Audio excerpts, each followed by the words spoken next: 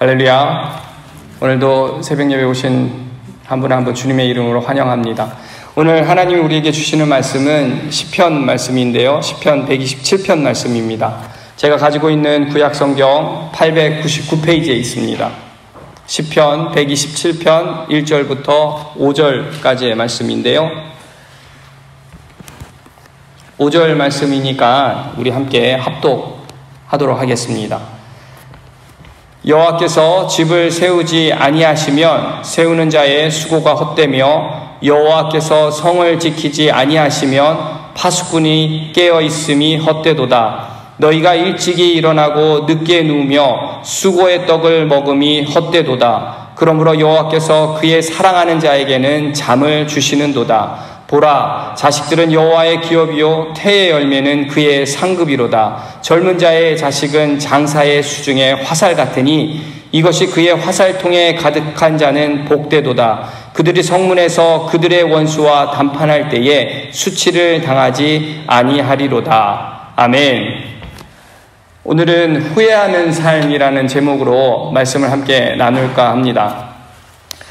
여러분 인생 가운데 가장 후회되는 그 베스트 5를 혹시 꼽으라고 하면 무엇을 손꼽으시겠습니까? 지성원이라는 사람이 쓴 그레이트 그레이 책을 보면 죽음을 앞둔 사람이 인생을 돌아봤을 때 공통되는 그 후회가 있다라고 말을 하는데요. 그 첫 번째는 제가 한번 말씀을 해드리겠습니다. 남들의 기대에 부응하다 보니 진정 나 자신을 위해서는 살지 못했다라는 것입니다.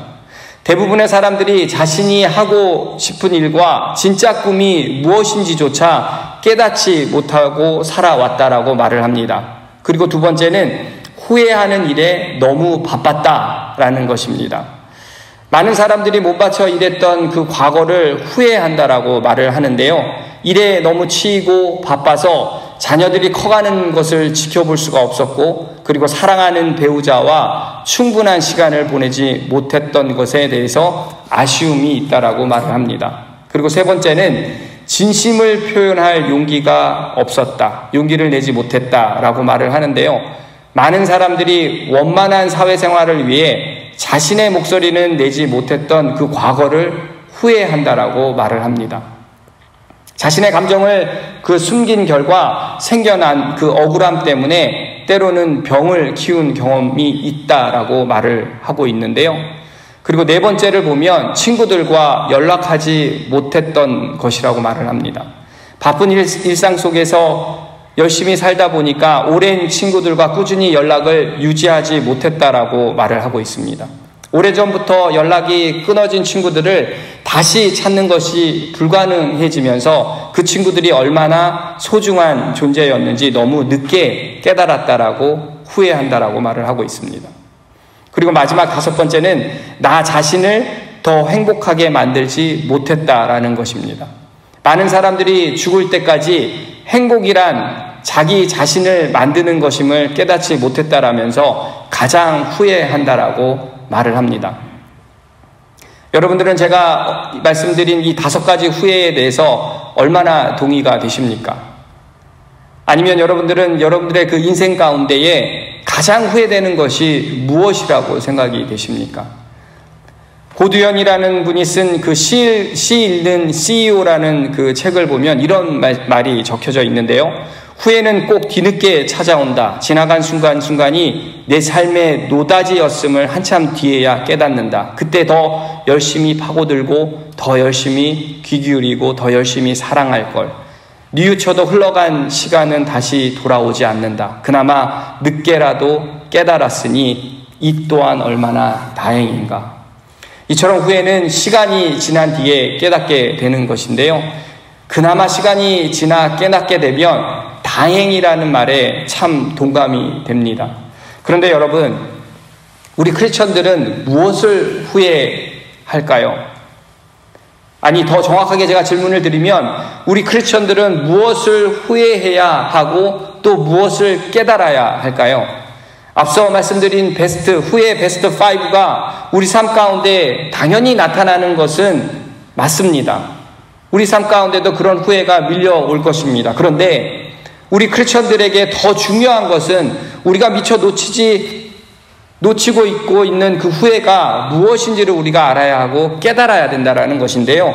그것은 바로 여러분 좀 더 일찍 내가 예수 그리스도를 만났으면, 좀 더 일찍 하나님의 말씀을 깨달았으면, 좀 더 일찍 그 공동체의 소중함을 깨달았으면, 좀 더 일찍 예수께서 베풀어 주신 그 사랑을 내가 실천하며 살았으면, 우리에게 이런 후회를 해야 하고 깨달아야 하는 것 아닐까요?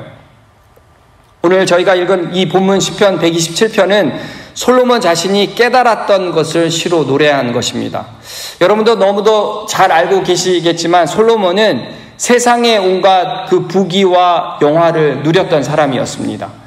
부귀와 영화의 쾌락이 마치 물이 바다를 흘러 들어가듯이 자연스럽게 솔로몬에게 흘러 들어왔었습니다. 그런데 이 모든 것을 누렸던 그가 자신의 그 지난 삶을 후회하고 통회하는 마음으로 고백했다라는 것을 우리는 알 수가 있는데요. 전도서 1장 2절에서 7절까지의 말씀을 보면 모든 것이 헛되니 모든 것이 헛되도다. 해 아래에 수고하는 모든 수고가 사람에게 무엇이 유익한가? 한 세대는 가고 한 세대는 오되 땅은 영원히 있도다. 해는 뜨고 해는 지되 그 떴던 곳으로 빨리 돌아가고 바람은 남으로 불다가 북으로 돌아가며 이리 돌며 저리 돌아 바람은 그 불던 곳으로 돌아가고 모든 강물은 다 바다로 흐르되 바다를 채우지 못하며 강물은 어느 곳으로 흐르든지 그리고 연하여 흐르느니라. 강물이 쉬지 않고 바다로 흘러 들어가듯 모든 부귀와 영화와 그 쾌락이 솔로몬에게 흘러 들어왔는데 솔로몬은 왜 만족하지 못했을까요? 왜냐하면 천하를 다 얻은 솔로몬이라 하더라도 그 모든 그것으로 자기의 삶을 채울 수가 없었기 때문이었습니다. 그 많은 물질과 권력과 그 향락과 세상의 것으로는 도저히 채울 수 없었던 것이 있었다라는 것이었습니다. 솔로몬의 그런 자신의 그 지난 삶을 후회하고 하나님께 그 자신의 백성들에게 주신 언약이 사람의 능력이 아닌 오직 여호와 하나님에 의해서 유지된다라는 사실을 깨달았던 것입니다. 하나님을 의뢰하지 않고 그 사람의 능력으로 의뢰하는 것이 얼마나 헛된 것인지를 깨달았다라는 것입니다. 오늘 본문 말씀 이 시편 127편은 크리스천인 우리들이 앞으로 후회하지 않는 삶을 살기 위해서 우리가 정말 무엇을 깨달아야 하는지를 말씀하고 있는데요. 오늘 이 시간 그 주신 말씀을 통해 그것을 정리해 보고자 합니다. 첫 번째로 모든 것을 하나님이 세우시고 지키신다라는 사실입니다. 여러분 1절과 2절 말씀 다시 보겠습니다. 여호와께서 집을 세우지 아니하시면 세우는 자의 수고가 헛되며 여호와께서 성을 지키지 아니하시면 파수꾼이 깨어 있음이 헛되도다. 너희가 일찍이 일어나고 늦게 누우며 수고의 떡을 먹음이 헛되도다. 그러므로 여호와께서 그의 사랑하시는 자에게 잠을 주시는도다. 여러분 여기서 솔로몬은 집이라는 단어를 사용을 했습니다. 이 집이라는 단어는 히브리 언어로 보면 바이트라는 단어인데요. 이 바이트라는 단어는 성전을 지칭할 때에도 그리고 가문을 말할 때에도 사용하는 단어입니다. 이 바이트라는 단어가 또 특정한 사람들이 거주하는 영토를 지칭할 때 그리고 이스라엘 전체 또는 한 나라를 지칭할 때에도 쓰여지는 단어입니다. 이처럼 바이트는 매우 다양하고 그리고 넓은 의미로 쓰여지는데요. 이 집이라는 의미가 어떤 뜻으로 쓰여지든지 간에 여호와께서 세우지 아니하시면 헛된 것일 수밖에 없음을 강조하고 있다는 것입니다. 가문 그리고 왕조, 단체, 국가 등을 세울 때에 하나님이 도우시지 아니하시면 헛될 수밖에 없다라고 말을 하고 있다는 것입니다. 그래서 솔로몬이 이 모든 것이 자신의 업적이 아니라 하나님께서 하신 일임을 분명히 말씀하고 있는데요. 스스로 자각하면서 모든 공과 그 영광을 하나님께 돌리고 있다는 것입니다. 그리고 이 모든 것이 하나님께서 세우신 것임을 다른 사람들에게도 선포하고 있다는 것이죠. 그리고 계속해서 말하고 있습니다. 그렇게 하나님께서 세우신 집이라 하더라도 그것을 지켜야 하는데 그 파수꾼이 밤잠을 자지 않고 지킨다 한들 하나님이 도와주시지 아니하시면 아무 소용이 없다라고 말하고 있습니다. 그리고는 너희가 일찍 일어나고 늦게까지 일하며 수고하며 그 고난을 감내하는 그 모든 행위는 성공의 우선이 아니라는 것을 분명하게 우리에게 말씀하고 있습니다. 결국 하나님이 함께 하시지 않는 인간 모든 그 노력은 헛될 수 있음을 강조하면서 일깨워주고 있다는 것인데요. 여러분 2절 하반부에는 그와 반대의 경우에 대해서도 설명하면서 하나님께서 사랑하는 자에게 편히 잠을 잘 수 있게 해주신다라고 말씀하고 있습니다. 이 말은 하나님께서 그 사랑하는 자에게 잠을 잘 때에도 무언가를 채워주신다라는 의미인데요. 일찍 일어나서 눕기까지 수고의 그 떡을 먹음에도 헛된 인생이 있는가 하면 누워 잠자는 순간에도 넉넉히 채우심을 받는 인생도 있다라는 것입니다. 여러분 얼핏 생각하면 이것이 매우 불합리하게 보일 수도 있을 텐데요. 인생의 그 목표를 위해서 최선의 노력을 다하는 자의 수고는 헛된 것이냐라고 우리가 반문할 수도 있을지 모르겠습니다. 그러나 솔로몬이 그 본문 말씀을 통해서 말하고자 하는 의도는 인생의 성공이라고 하는 것이 수고하며 애쓰는 우리의 노력에 전혀 무관한 것이 아니라 그 인생의 성공 요인 중에 가장 중요한 하나님이 나의 인생의 주관자 되어 주시지 아니하시면 모든 것이 헛된 일이라고 말씀하고 있는 것입니다. 여러분 이와 같은 지혜는 우리가 믿음의 조상 아브라함을 통해서도 우리가 알 수가 있는데요. 여러분 아브라함의 집도 보면 불가능한 상태에서 하나님의 기적으로 세워졌습니다. 아브라함의 나이가 99세였고 사라의 나이가 89세였을 때에 아들 이삭을 하나님께서 주셨습니다. 그리고 아브라함의 가정이 외부 세력 때문에 깨질 수 있는 그 위기에 봉착되어 있을 때에도 하나님께서는 초자연적인 역사로 그 가정을 지켜주셨다라는 사실입니다. 창세기 12장 17절 말씀을 보면 여호와께서 아브라함의 아내 사레의 일로 바로와 그 집에 큰 재앙을 내리신지라. 이와 같은 사람들의 그 집을 세우는 일의 그 성패는 우리의 인간의 노력이 아닌 하나님께 달려 있다라는 사실입니다. 그렇게 하나님께서 우리의 인생의 주관자가 되어 주시지 아니하시면 모든 것이 헛된 일일 수밖에 없다라는 것을 우리들에게 분명하게 말씀하고 계신다라는 것입니다. 그런데 여러분들 삶 가운데 이 말씀에 그 동일하게 적용되고 있다라고 생각이 되십니까? 그렇게 여러분들 생각하고 살고 계십니까? 혹시 나는 예수를 믿는데 예수를 믿지 않는 사람들이 더 형통해 보이는 것 같은 회의가 들 때도 있고 그리고 시험에 들며 살아간 적은 없으십니까? 분명 성경은 말씀하고 있습니다. 인생의 가장 그 중요한 요인이 하나님의 나의 인생의 주관자 되심을 믿고 그리고 순종하며 살아가면 분명 나에게 형통한 삶을 주신다라고 말씀을 하셨는데 그런데 현실 속의 삶은 왜 이렇게 달라 보이는 것입니까? 그런데 여러분 그 결과의 평가가 당장 지금 나타난다라고 여러분 생각되십니까? 그 평가와 결과는 지금 나타나는 것이 아니다라는 사실입니다. 다른 사람들이 지금 나보다 더 승승장구해 보이고 더 형통해 보이는 것 같지만 그 결과는 지금 나타나는 게 아니다라는 것입니다. 여러분 이 모든 그 평가와 그 결과는 우리가 하늘나라에 가기 전에 하나님께서 우리들에게 분명하게 대답해 주신다라는 사실입니다. 여러분 정말 마지막 이 세상을 떠나는 그 순간에 정말 후회하지 않는 삶을 살았다라고 대답하기를 여러분들 원하시지 않습니까? 그렇기에 우리의 인생에서 우리의 집은 하나님께서 세우시지 아니하시면 우리의 노력과 그리고 우리의 열심은 궁극적으로 아무 소용이 없다라는 것을 여러분 깨달으셔야 된다라는 것입니다. 우리의 모든 계획이 아무리 그럴듯해 보이고 우리가 아무리 밤잠을 자지 않고 노력하고 또 하나님의 그 도우심이 없다라면 헛될 수밖에 없다라는 것을 우리가 인정할 때에 우리는 세상에 그 누구도 누리지 못하는 평안을 누리며 이 세상을 살아갈 수 있다는 것입니다. 그렇게 우리가 크리스천으로서 나중에 후회하지 않는 삶을 살기 위해서는 하나님의 우리의 인생의 주관자 되시고 그리고 우리의 인생을 세우시고 지키시다는 사실을 여러분 깨달을 때에 우리의 모든 수고와 그 노력이 역시 헛되지 않게 된다는 사실입니다. 그리고 더 나아가 하나님으로부터 그 수고와 그 노력이 그 이상의 그 큰 축복을 누릴 수 있게 됨을 믿으시기 바랍니다. 여러분, 이처럼 우리 삶 가운데 크리스천의 그 후회하지 않는 삶을 살기 위해서는 여러분 먼저 모든 것이 하나님이 세우시고 지키신다라는 사실을 깨달아야 합니다. 그리고 두 번째는 하나님께서 이어가신다라는 사실을 우리가 깨달아야 하는데요. 우리 3절부터 5절 말씀 우리 함께 읽도록 하겠습니다. 시작.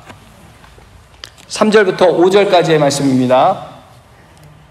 보라, 자식들은 여호와의 기업이요 태의 열매는 그의 상급이로다. 젊은 자의 자식은 장사의 수중의 화살 같으니 이것이 그의 화살통에 가득한 자는 복되도다. 그들이 성문에서의 그들의 원수와 담판할 때에 수치를 당하지 아니하리로다. 아멘. 여러분, 3절 말씀은 1절의 그 집을 세우는 주제와 일맥상통하는데요. 집을 세운다라는 뜻은 단지 건물의 그 집 자체를 세운다라는 의미가 아니라 그 집의 이름 그리고 가문을 이어 견고히 세운다라는 뜻임을 말씀을 드렸습니다. 그런데 기업이 있고 그 기업 안에 아무리 견고하고 아름다운 집을 짓는다라고 해도 가문과 기업을 이을 후사가 없다면 그것이 무슨 소용이 있겠습니까? 하나님이 세워주신 그 기업을 대대로 계승하고 그 집을 더욱 견고히 세워줄 수 있는 그 무수한 자손인 태의 열매를 상급으로 주신다라고 말씀하고 있습니다.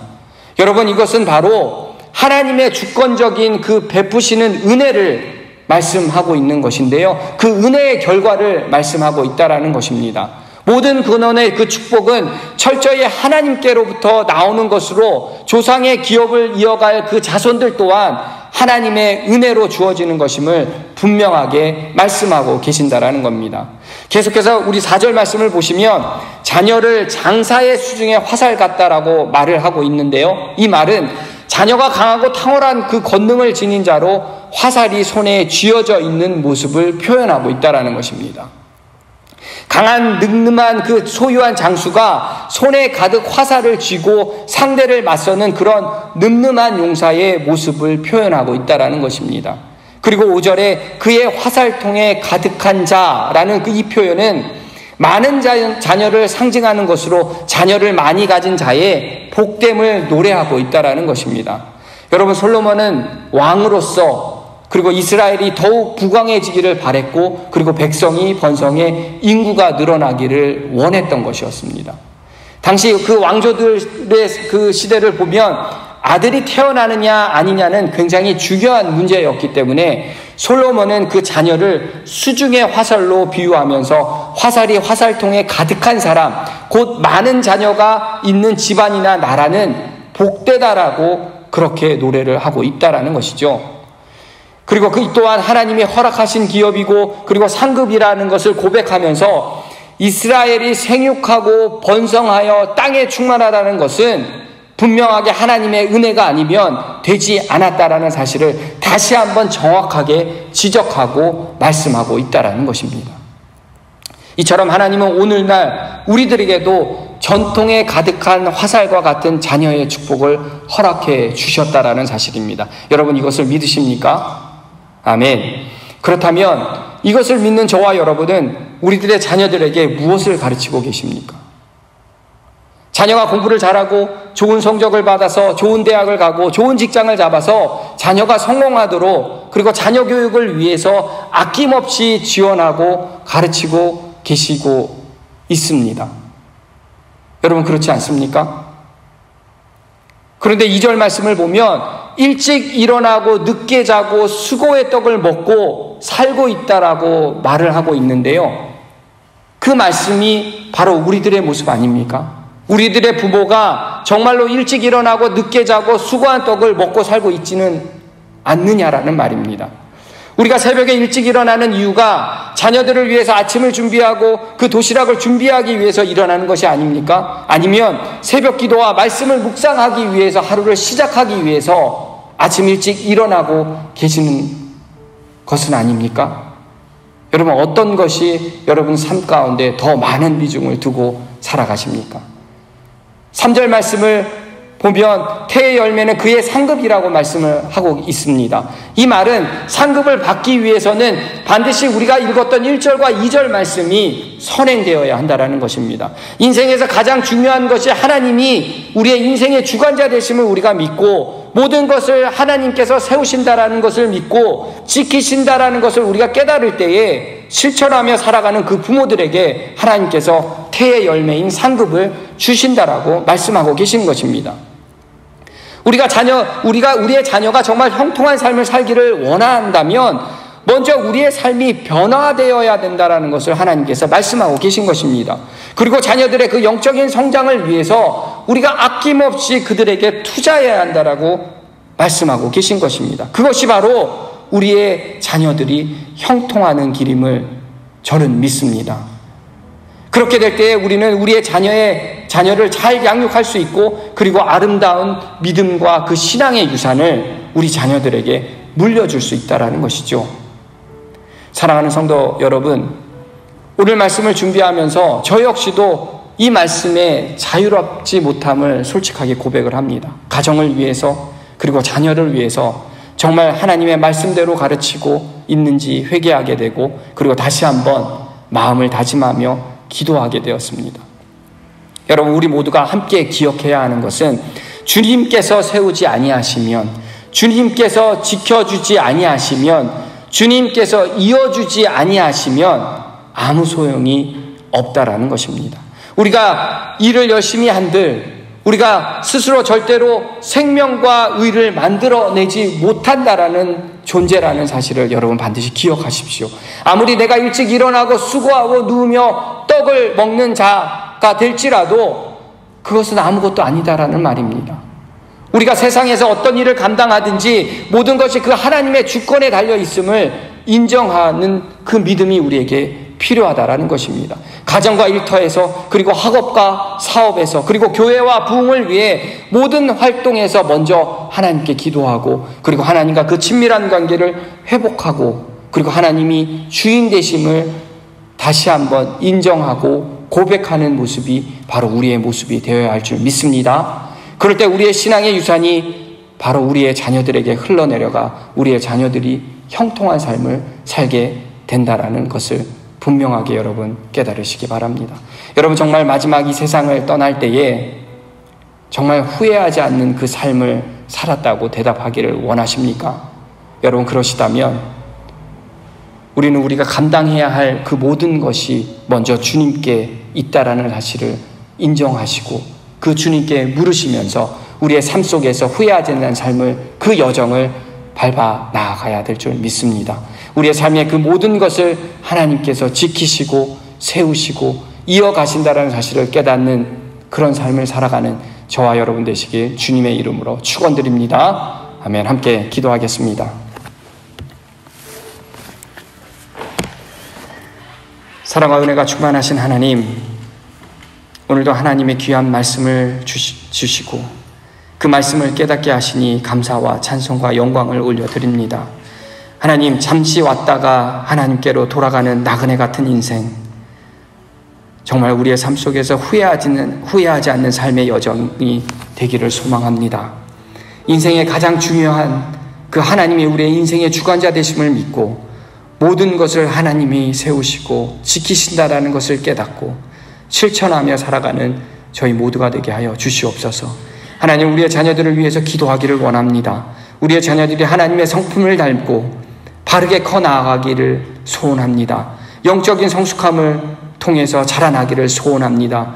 이것이 바로 자녀들이 형통한 삶을 살아가는 길임을 다시 한번 깨닫게 하여 주실 줄 믿사오며 이 모든 말씀 살아계신 예수님의 이름으로 간절히 기도드리옵나이다.